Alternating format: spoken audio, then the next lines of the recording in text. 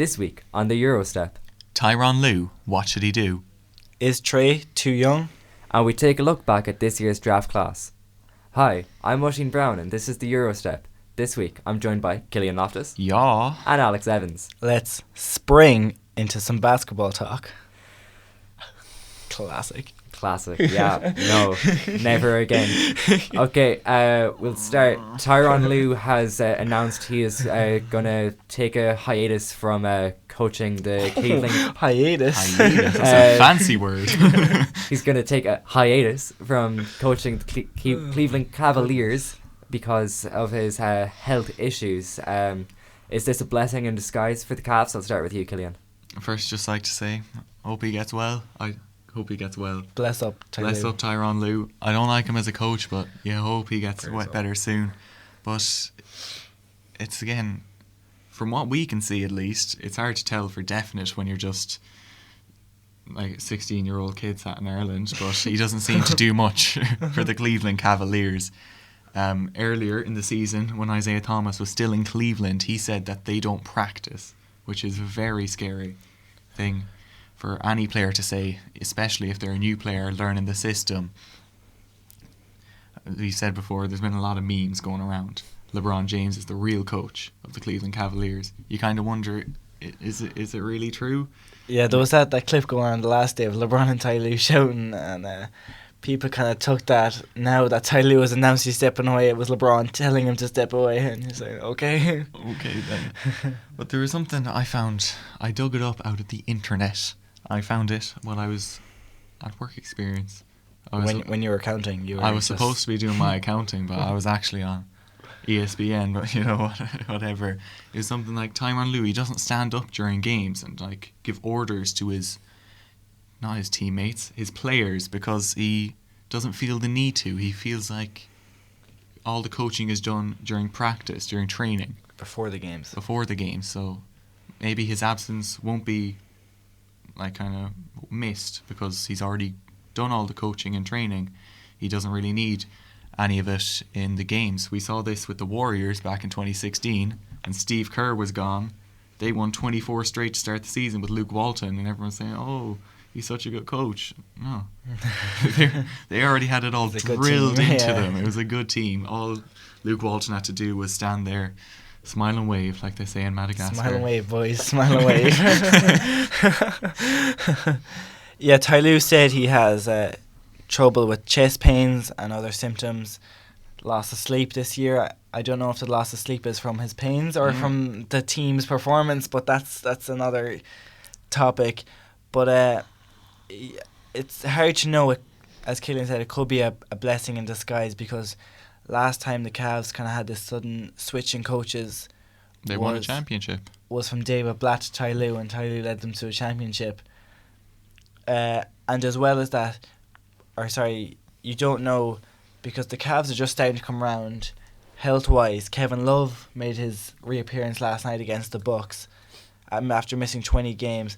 Kyle Korver was back, Tristan Thompson was back, and Larry Nance and Rodney Hood are expected to be back very soon.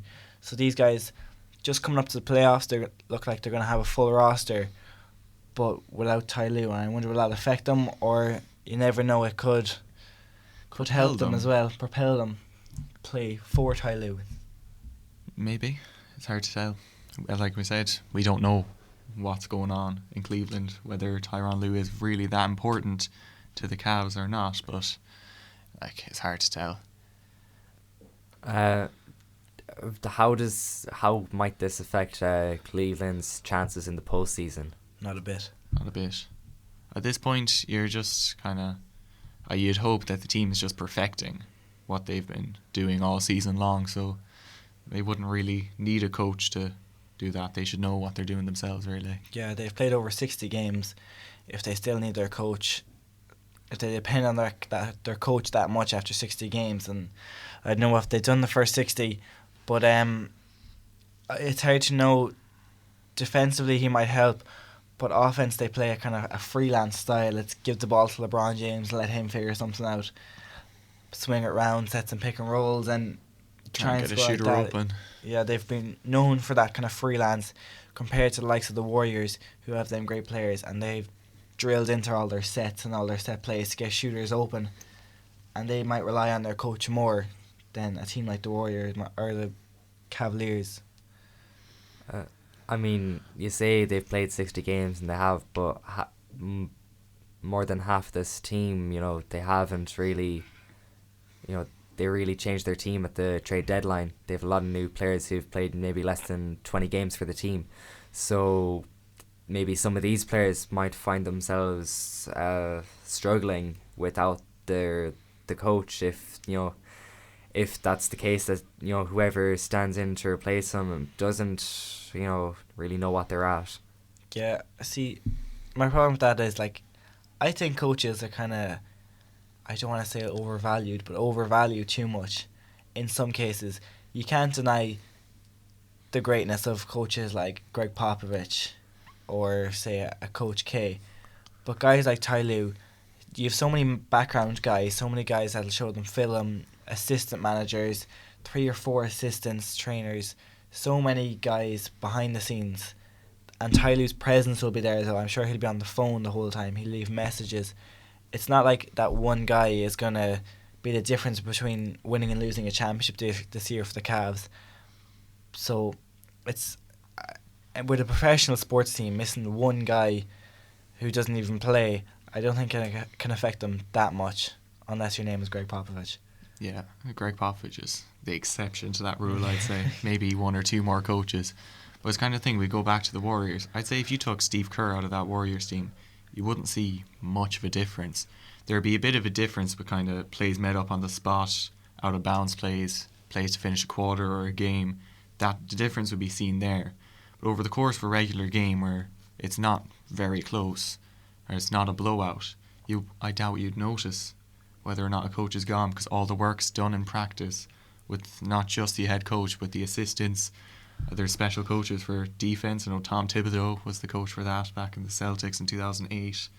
So it's not just the head coach. There's, like Alex said, a massive team around them. They help a lot. And these are NBA players we're talking about. They've played basketball all their life. I'm pretty sure they don't need someone shouting from the sidelines telling them what to do. I think they have a fair idea now. Plus, it's not like that seat will be empty. There will be someone, doing that job. Assistant coach will step in. Well, LeBron James hasn't got injured, so the coach is still there. I don't know what they're talking about. I feel like even if he was injured, he'd still be in that chair. He'd be still shouting at the players. But, LeBron is LeBron. He coaches on the court. He makes his own plays. He's been the best player in the league for... How long? Almost as long as he's been in it. It's more of a debate when the crossover was from Kobe to LeBron. I'd definitely say he was the best player in the league by the time he moved to Miami. Yeah. Oh, yeah. I'd say so. Maybe the season before he left and he led the team to finals. He's been in the top 5 anyways. Probably top 3 since he's been in the league almost. Take out his rookie year, even though he was exceptional in that rookie year. Didn't make the All-Star team, though. From second year on, he's been one of the better players in the league with a basketball IQ through the roof. He knows what to do with his guys. He's been there before. He always knows what to do. Hoping to go there again. Okay, next, Trae Young. Going to be drafted in this draft class coming in June. He's currently averaging 27 points, 4 rebounds, and nearly 9 assists per game for Oklahoma, I believe. Oklahoma State. Boomer Sooner. He's projected 8th in the draft, which is the Chicago Bulls pick right now. And he's announced just today that he's definitely entering in this draft. Thoughts on Trae Young, Alex? Yeah, he's declaring for the draft, and a smart move on Trae Young's part.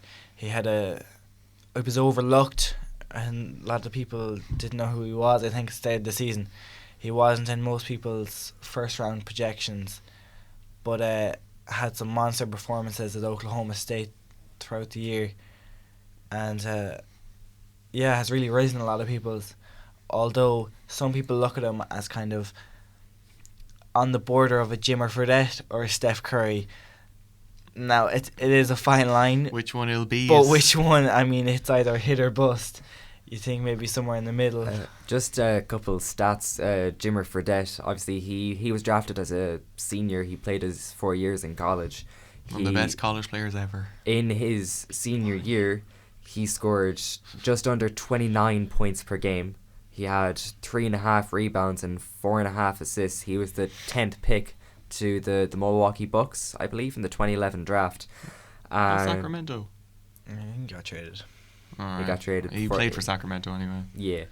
And, well, he isn't playing in the league no more. He got cut in 2016. He's the greatest Chinese basketball player ever. He's lighting up China, though. Not China, you know what I mean? He's not Chinese. He plays in China. So, I mean, you could probably compare them as scorers and rebounders. Trae Young has a clear advantage with the passing. But the fact that nobody knew about Trae Young coming into this year, is there the fear that he could be the next Jimmer? Yeah, and as well, he's had some big performances this year. You know, they could be a kind of once-off thing. But as well, if he's going to the NBA, is he 6 foot? He's 6'2". I think he's listed as 6'2". And he's the lightest player in the first round projected. He's listed at 6'2", but people say he's smaller than he is. People standing beside him and I said, yeah, he's pretty small. About 6 foot, they reckon. And to be that light, he's going to have to put in work to really go up against guys like Joel Embiid or Hassan Whiteside if he's going to be trying to drive into the paint on guys like that. You know, it's a different ball game completely. And as well, Jimmer Fredette made some noise in March Madness. Trae Young didn't. He got bounced first round. I mean, in fairness, Trae Young, he was playing on a bad team. I mean, Jimmer Fredette was BYU weren't the greatest team. No one would know who BYU were if it wasn't for Jimmer Fredette. I don't even know what it stands for, I'm not going to lie. It's Birmingham Youth something University. I thought it's youth. Well, okay, I'd be worried if no one could guess what the U stood for. But you never know. Could Trae Young turn out to be, you know, amazing? Like, could he be this kind of scorer in the NBA in a couple of years' time? It's hard to tell. He has a lot of bust potential. Brigham Young University. I knew I was close with youth, to be fair. Anyway, Trae Young. Brigham. He's a lot of bust potential. He's not the most athletic guy. He's poor on defense. He's not a great slasher. And we saw towards the end of the season, as defenses sort of figured him out, he saw a massive slump in his shooting, which kind of indicates maybe he's a bit of a one-dimensional player. He relies on his jump shot, and if that's not falling, he can't do much else on the court. That's about it. Yeah, and people comparing him to Steph Curry, and then other people saying, no, he's not Steph Curry, whatever, and people getting really kind of heated over that. You just need to remember that Steph Curry wasn't always Steph Curry either. Steph Curry was, you know, he was a good 3-point shooting rookie, and Trae Young could come in and do the same thing, and then you've got to progress. Once he gets into the league, he's going to progress more. But I just want to know, was it the right decision for him? Should he maybe have gone? It might have hurt his draft stock, but his overall potential, if he goes into the league and can't do anything his first year and a half, he could be out and not given a second chance. Yeah, but in terms of his draft stock, it'd be amazing if he managed to raise it even higher. As in, I don't think if he went back for another year in college, he could ever replicate what he did this year. Like I said, defenses kind of started to figure him out and slow him down on offense. And next year, they'd be even more prepared to defend Trae Young. But he can become more dimensional if he has another year practicing. It's a tough one. It's a bit of both. I don't think he'd replicate what he did this year, though. I mean, he's averaging nearly 9 assists per game with a bad team. If he's passing to good players in the NBA, we could be forgetting, you know, he's this great passer. He could be one of the best passers in the league in a couple of years. But let's not forget Lonzo Ball as a rookie as well here. Let's not get too out of hand. I said one of the best, not the best. Okay, that's all good there. Because in reality, don't disrespect Zoe. There's a lot of good shooters in the league right now. There aren't as many great passers. There are some good passers, don't get me wrong, but there's plenty of room in the league for a nice passer if Trae Young is up for it. And if you're both, if you can shoot the ball as well, people will take that. All you have to do is learn to play some defense. Now, apparently some league execs, they think, he won't go lottery. Yeah, they said they wouldn't draft him in the lottery. That's the thing. He's so inconsistent. I don't know if it's the right word. It's a one-off thing that he did it this year. He slumped Dennis Killian's head when people started to figure him out. And now you're kind of taking a chance on him. Now, a lot of executives could say, well, this guy's gone to college for 4 years and has proven that he can be a starter in the NBA. Some might feel that that's a better pick for them than drafting a guy who might not be on their team in 2 years. It's hit or go big or go home, I think, with Trae Young here, even though he could end up being a decent role player. Well, I definitely think the teams, like they said, teams have said that they pass him in the lottery. I think teams who are kind of the lower end, who they're picking like 17, 18, 19, maybe in the 20s, they'll take a chance. They'll definitely take a chance on Trae Young. If he falls out of the lottery, someone's Someone going would to take a chance on him. 15th, 16th, I'd say is the minimum he's going. Yeah. Just, out of curiosity, what team would you like to see him play at next season? San Antonio Spurs. But that's the same for everyone, so like he'd just be amazing to see. Greg Popovich is one of the guys who could turn him into a respectable defensive player. Combine that with his brilliant passing. He's obviously a lights out shooter, and you could have an absolute gem in a kind of team oriented offense that the San Antonio Spurs have. But like I said, you want to see everyone play for the Spurs because everyone would shine in that system. I don't know if I'm cheating, but I want 3 teams. Okay. New York. You want a big player like that on a big market. You want the next Lynn Sanity, but it's Trae Young instead. Trin Light Sanity. it up. Trae Sanity, whatever you want to call it. Match him up with Porzingis before Porzingis goes and leaves. Nilinkina as well. Frank, the French guy. They'd fit well together. The defensive player, the offensive player. Phoenix Suns. Pair him up with Devin Booker. Probably in a couple of years could be the best offensive backcourt in the league. Yeah, but they have no defense. In a couple of years. That's why Elfrid Payton's a perfect point Yeah. guard to pair with Booker. And then bring Mike D'Antoni back to Phoenix. Or, yes, this is a stretch, but the Golden State Warriors have... He's not. Did they even have their pick this year? Get it. They got Jordan Bell in this draft class. They can go get Trae Young in this one. Match up Trae Young. Say, go train with Steph Curry for a couple of years. Steph Curry leaves. Steph Curry moves on. He goes downhill. You got Trae Young to bring him back in. It's all right. I can see. Now that last one is a stretch. I know I'm not saying. But See the new Splash Brothers, Trae Young and Quinn Cook. he's been balling out these last few games with 4 Quick mention. Warriors All-Stars.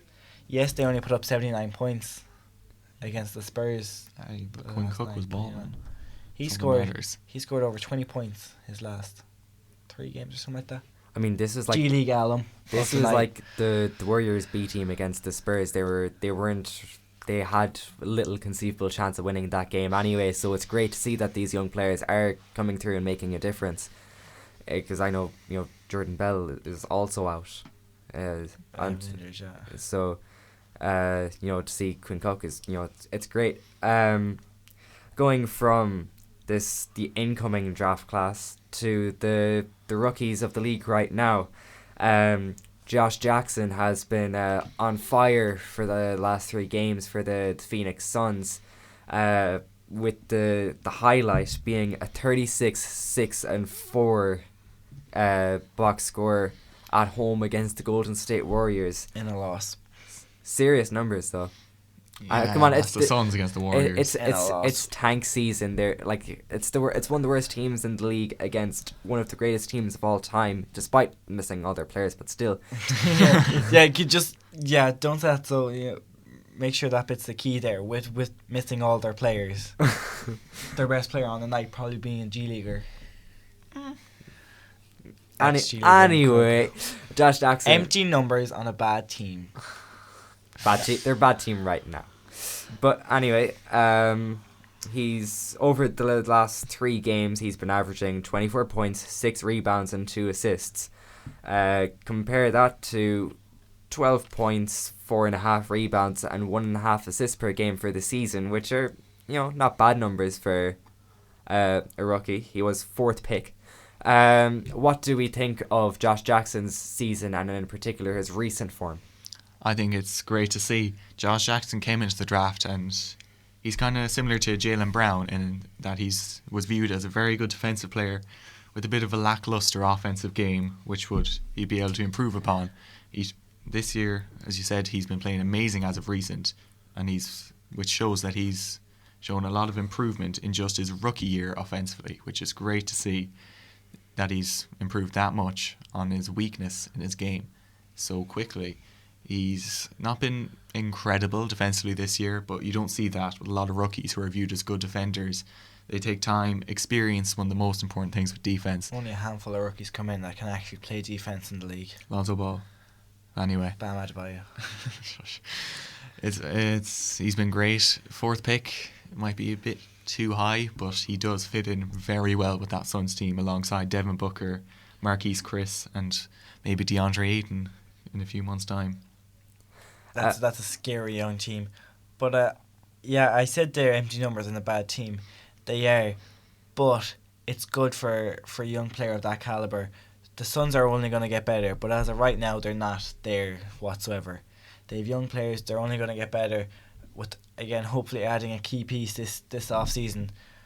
But it's great for his confidence to have a rocky start to the year, but then to develop in the NBA during the season and to come along and put up these numbers and get used to what NBA life is like, putting up numbers, being in competitive games against some of the better teams in the league. In that game against the Warriors, it came out that Josh Jackson and Draymond Green are good friends, and Draymond Green was helping him through the game. Even though they were playing against each other, he was kind of calling out moves and stuff to Josh Jackson. But it's great to see he's really coming along, and for that progression inside 1 year, you can only imagine what he's going to do in a few more. I really like his hair as well. Oh, his hair's cool, isn't it? Looks like Bruno Mars. He looks like he's 40 though. The face on him, he looks like he's gone through some bad stuff. But I mean, I know the Phoenix Suns. That's what happens after 1 year with the Suns. It's been that bad. Maybe in 10 years' time, when the Phoenix Suns have fulfilled their potential, he'll look like he's 20 again. But anyway, after moving on. After Josh Jackson's recent performances, it's kind of brought everyone around the league, and us in particular anyway, to talk about which rookies may have gone under the radar a bit this season. It's been a pretty good draft class, at least in my opinion. So guys, I'll start with you, Alex, anyway. Any rookies in particular you think need to be talked about a bit more? There's a lot out there. As you said, it has been a great draft class. Maybe not with guys who look like they're going to be stars, but so many guys have come into decent playoff-looking teams and that are making an impact on that team straight away. Some guys like that, for example, Bam Adebayo with the Heat, 7 points, 6 rebounds, and has a defensive presence, and throwing up lobs to him caused some nice highlights. Other guys like OG Anunoby for the Raptors, only averaging 6 points, but defensively, as a rookie, he's been great, and he's one of the leaders on the best second unit in the NBA with the Raptors, with their 10-man rotation. And Jordan Bell as well, he's been injured as of late. They hope to have him back soon. Again, only 5 points, 4 rebounds on 64%, which is good. He gets them easy baskets when paired up with some of the Warriors' better players. But again, he just kind of provides that spark, that young guy that come in, throw a lob, get that momentum back, get a nice block, He's a player for the future, especially learning from a guy like Draymond Green. Yeah. Absolutely perfect role model all for three of them guys I mentioned. Bam Adebayo is going to learn from Whiteside. OG Anunoby has Kyle Lowry and DeMar DeRozan. And then Jordan Bell. You never know. Steph Curry, Klay Thompson, Kevin Durant could be working with him on his threes as well. Draymond Green on his defense. Yeah. Definitely. One guy I have is Bogdanovich, the Rising Stars game MVP. It's a bit controversial whether or not he should have won, but he won anyway. He's been great this year, though he's been in the shadow of De'Aaron Fox all season. He hasn't gotten the recognition he deserves. He's averaging 12 points, 3 rebounds, and 3 assists, which is nothing crazy. But he's shooting 40% from 3, which is outstanding for a rookie. Most rookies come in. The rising stairs with them He went threes. off. He was shooting from the logos. He was shooting from the logo. Barely any rookies come in and shoot 40% off the bat. Granted, he is 25 years old, but we don't take that into consideration. If he can come out anything like his brother Bojan, then he'll be one hell of a role player and a shooter in the NBA. Someone else, I think this is a bit questionable. He's the second pick in the draft, Lonzo Ball.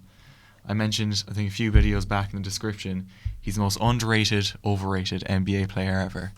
Just think about that one for a bit. And you've got to pose the question here with Lonzo Ball. I'll give you two player stats. 10 points, 7 assists, 7 rebounds, 2 steals, a block. 11 points, 7 assists, 8 rebounds, a steal, a block. Now, one of them players is a rookie and he's a quote-unquote bust, and the other one is an NBA All-Star. Just puts it into perspective, the season he's having. The other one is Draymond Green. Yes, they're not the same type of player, but the stats don't lie. I think one thing with Lonzo Ball as well is his stats are brilliant. People don't give him enough credit for his stats, but just watching him play, he's such a smart basketball player. He always seems to make the right decision, no matter what the situation is. Even Brandon Ingram had a game winner earlier in the season. After Lonzo Ball. Lonzo Ball, a lot of rookies would have been caught up in the moment, taking the shot themselves, but he said, no, Brandon, here you go, get this bucket from me, win this game. Bucket from me real quick, Brandon. Win this game, Brandon. One other player from the class I would like to name is one of Ball's teammates, Kyle Kuzma. We were talking about him a lot at the start of the season. He was playing brilliant basketball, and we aren't really talking about him so much anymore. Since he got benched. Yes, he has been benched. I see what Julius Randle has come in for him, and he's been playing lights out recently. But Kyle Kuzma has been a solid rookie. We've seen him play a lot better than some of the other players in the draft class, and we do have to take in consideration he was 27th pick. There are players a lot higher up in the list who haven't done so much. Markel Fultz. Okay then. Kyle Kuzma he's probably one of the most developed players coming out of college because he played more than a season there. 4 years. 4 years. 4 years. Guys that play their 4 years, especially guys like Kyle Kuzma. Who says Kuzma? Come on, Kuz. It's Kyle Kuzma. Kuzmania. Yeah, he played his 4 years, and most college players that play their 4 years in college come out more polished. They know what they're doing. They just have that kind of touch in the NBA where a lot of rookies come out kind of unfinished and still have to learn and adapt. Raw, with their raw potential. I think that's one of the scariest things with Kyle Kuzma, though, is he's shown he's a great player as a rookie, but has he kind of hit the rookie wall? Is this as good as he's going to get? Is he just going to be a good scorer off the bench, or will he reach the kind of all-star potential a lot of Lakers fans think he has? Obviously, playing in a big market, maybe, we will find out about him. It's not like, in some of the smaller markets we might hear so much about him. He's in LA, it doesn't get much bigger than that. Moving to the other side of the rookie scale. Quickly, I'd like to mention as well, I thought one you were going to say him, but Dennis Smith Jr. Averaging a very under the radar 15, 5 and 4. Like, I haven't heard him about in a while. Yes, he's on one of the worst teams in the league, but at least they've come out and said that they're tanking. And Dennis Smith Jr. wants to put up them big numbers, but he's currently injured with an injured left ankle. Shh. Stop it. It could be, a very precautionary injury, but he's out nonetheless. Hopes to be back soon and putting up some bigger numbers like he is. I think he's just kind of hype died down a little bit. People just kind of want the playoffs to come, so they're not really talking about guys like Dennis Smith Jr. as much. And he could be like, he's shown how athletic he is. He can jump, he can get up there. If he can develop any sort of a jump shot or any more of an offensive game, he has some defense. Obviously, that athletic ability plays into his defense. If he can improve more as an on-ball defender and get any sort of a jump shot, maybe he could be a similar to a Russell Westbrook player. in a couple of years? The rookies every year they pick their own who they think will be rookie of the year, and they went for Dennis Smith Jr. at the start of the season. Obviously, it doesn't look like he will be rookie of the year, but not a chance. We are going to discuss now who will be rookie of the year in this week's debate. We have Ben Simmons, the Australian, playing for the Philadelphia 76ers in what is technically his second season, but his first playing because he was out all of last season injured. And his opponent in this debate, Donovan Mitchell of the Utah Jazz. He wasn't a very high pick in the draft. He was 14th, I believe. 13th. And he's been shooting brilliantly, and he's led this Utah Jazz team alongside Rudy Gobert to a good position in the Western Conference, and in their current form looks like they'll probably make the playoffs now. So I know Killian is a little bit more biased in this one, so I'm going to start with you, Alex. Who's your rookie of the year? As much as I want to say Donovan Mitchell to get at Killian, I think it is Ben Simmons. A lot of people kind of get a bit frustrated and say, oh, that it's 110% Simmons, but you've got to mention both the teams. Mitchell's Jazz are 6th in the West with 40 and 30, and I think it's almost fair to say that Mitchell, he leads them offensively anyways. So when you lead your team offensively, he's probably one of the better players, if not the best player on the team. Obviously Rudy Gobert is there, but he's more a kind of defensive presence. But with Ben Simmons, they're also 6th in the East, and they're 39 and 30, so the Jazz is 40 and 30, so very similar records. But Simmons isn't even the best player on his team. Yes, he's the leader, but he's probably not the primarily scorer on his team. Like Embiid's better than Simmons, that's not a debate, but no. I still think it is Simmons. Simmons is the rookie of the year. It's not a question in my eyes. But you do have to... You've got to make it closer. You do have to acknowledge that Donovan Mitchell is the closest rookie to winning rookie. Donovan Mitchell is putting up 20 points on 44% shooting. Mm-hmm. Simmons putting up 16 points. On a team that lost on Gordon... 54% shooting. On a team that lost Gordon Hayward and that weren't even expected to come close to making the playoffs. But the Sixers lost Julio Okafor. Anyway. The Sixers were expected to make... Everyone knew that Ben Simmons, after a year of training, was going to come into the NBA going to come into his first playing year more polished, and just be better overall. Now, if people had him to this extent, I don't know, maybe not this high up. They had him high up, but maybe not this high. Nah, reading stuff on Simmons was completely overlooked. He nearly fell out the lottery, and the Jazz managed to scoop him up. Mitchell? Well, who's I say? You said Simmons. Simmons nearly fell.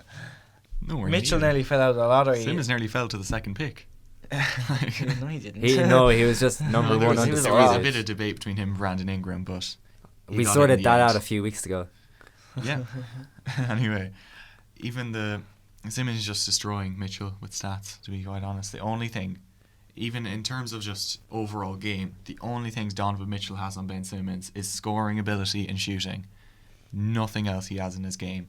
Simmons is averaging an insane 16 points, 8 rebounds, 8 assists, 1.5 steals, and a block per game. Shooting an absurd 54% from the field. Mitchell, like you said, is averaging almost 20 points per game. I think it's 19.9. 19.9 points. He'll reach 20 points per game. But he's also shooting 16, almost 17 shots per game, compared to Simmons' 12.5. Because who's Mitchell going to give up the shots to? He is an Ben alright Simmons. team. Ben Simmons. The Utah Jazz team is overlooked. Ben Simmons has J.J. Redick shoot the ball, Robert Covington, Joel Embiid, Darius Saric shoot the ball. Donovan Mitchell has Joe Ingles. Yeah, but when you're scoring about 2.5 to 3 points more than the shots you're taking, that's a bit scary. Even though he is a rookie. But he's got to lead that team. He has to lead the Jazz. He has to take the ball over for the Jazz. People rip out of Russell Westbrook because he's like, oh yeah, he had 40 points, but he took 40 shots. 20 points on 20 shots, almost. It's the same difference, but people are praising Mitchell, ripping Russell Westbrook. See, you've got to, it's not... First of all, it's not fair really to compare them, since that Simmons is in the second year and has already had a full year. He's listed as a rookie, so he is a rookie. He's had a full year training with NBA coaches already. Donovan Mitchell is coming straight out of college and lighting the league on fire. Simmons said it himself, though. Even being in an NBA atmosphere around NBA coaches, it's not the same. You still have to go through all that a normal rookie has to. It's a little bit of an advantage, but you still have to go through the same things. You still have to prepare for games like you would never had done, because you were just kind of sitting out, training and practicing, rehabbing his foot. That's how it is. But one thing with Donovan Mitchell as well is his stats are very similar to a rookie OJ Mayo, who averaged 18.5 points and 44% shooting from the field and 3% better from three. We all know how OJ Mayo turned out. I'm not saying Mitchell's going to be like that. I think he'll be a far better player, but it's not like we haven't seen what Donovan Mitchell's doing. OJ Mayo did it. Tyreek Evans did that in even more in Sacramento in 2010. And he hit his rookie wall and is not the player he is today. What Simmons is doing hasn't been done since Magic Johnson back in 1979. They're two different rookie years. You can't compare them. Alex, you're pulling the faces. Do you have any thoughts on what Killian's just said? I mean, I could probably find 1,010,000 players that have averaged the same as Mitchell has put up. I mean, a lot of people thinking that Donovan Mitchell is kind of in the same situation as Kobe Bryant. They look like the same players. They're both very athletic in their youth. And what did Kobe put up in his rookie year? 8 points? 7 points? 7 points, something like that. So you can't compare rookie stats like that. You never know. Different Kobe situations. came out of high school. OJ Mayo had his career ruined by Michael Jordan in high school, and that was the end of that. So Not really. He came into NBA good. Michael Jordan, and then he started doing drugs. Just trash talked him. But then he started doing drugs, and then Michael he was Jordan kicked out just of hurt the him. NBA. Maybe he took the drugs to cope with Michael Jordan's trash talk. It's a possibility. Yeah, well, we're going to have to leave it there for this week. Thanks again to CRC for the studio. We're all over social media. We are Team Eurostep on Facebook, Twitter, Instagram. And if you enjoy our content, please support us on Patreon. As little as €1 a month helps us immensely, like you can't imagine. We're going to be back again for Saturday, I believe. Saturday. So until then, it's goodbye from Killian, goodbye from Alex, See ya. and a goodbye from me. Bye.